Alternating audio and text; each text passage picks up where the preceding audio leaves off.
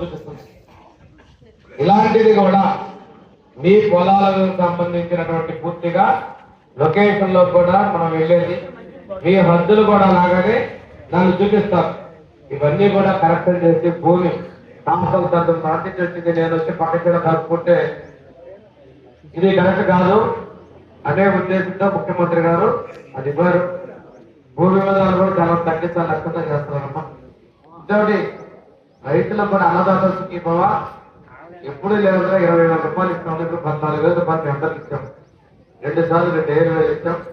రేపు ఫిబ్రవరి మార్చిలో కేంద్రం ఇచ్చారు. ఇంకొక 6,000 రూపాయలు ఇవ్వడానికి కూడా ప్రభుత్వం భారతదేశంలో అన్నదాత సుఖీభవ కింద 20,000 రూపాయలు ఇచ్చినట్టు ప్రభుత్వం మనకు